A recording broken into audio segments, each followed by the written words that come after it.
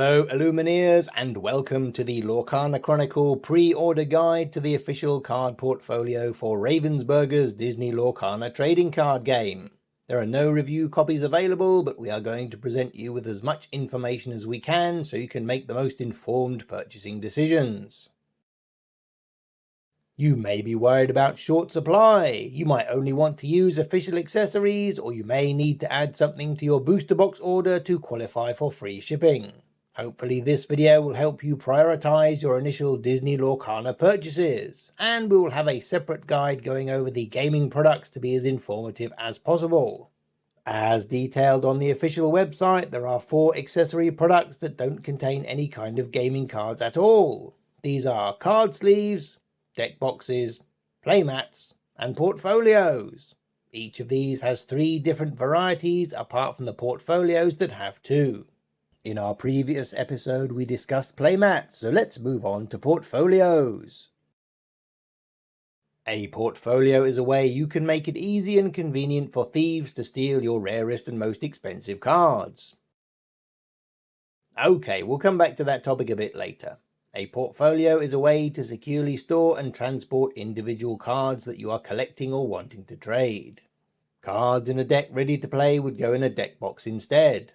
And these aren't big enough to house the average collection. That should be in a storage box.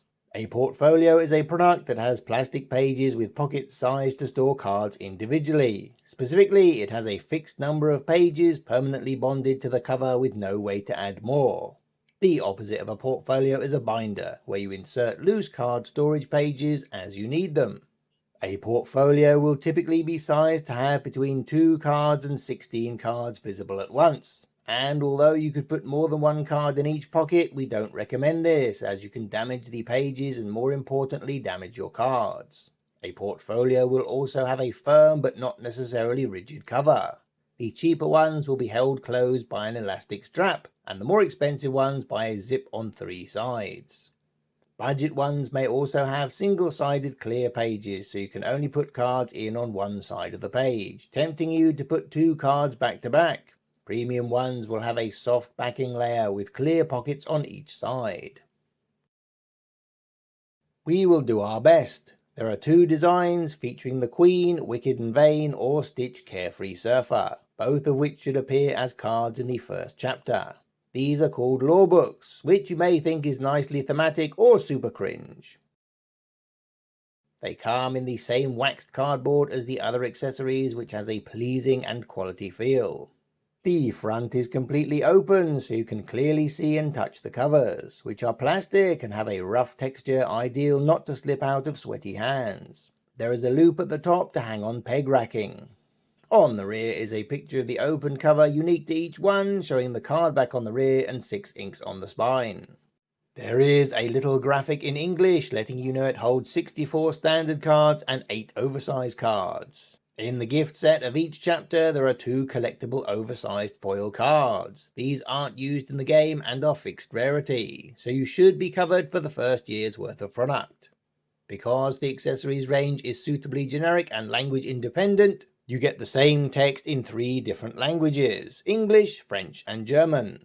There is a picture of the entire initial accessories range, which is 11 products. Each package has a distinct QR code and text reminding you about the official companion app yet to be released for this game. At the moment, the link just points to the main website.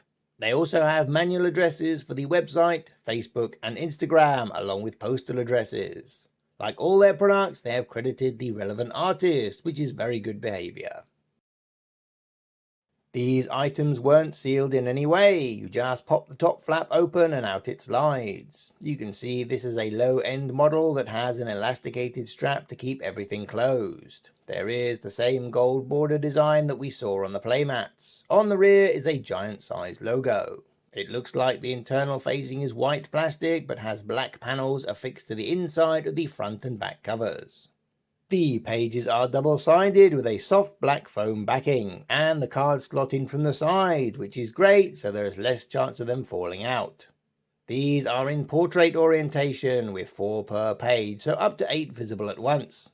The oversized cards look to be in the center spread. Sorry we don't have better images, as this was sadly all we had time to film. Rest assured we will re-edit the video once we have our own copies and can give you a better look. But hopefully you have had time to make up your mind if this is a pre-order must. Although, we don't usually mention prices in our videos as these change all the time, but the current retail price is twice that of a generic portfolio. Are you paying a hefty markup for the Disney license? Possibly, but this is the only portfolio that we have seen that houses oversized cards, so that will be a factor.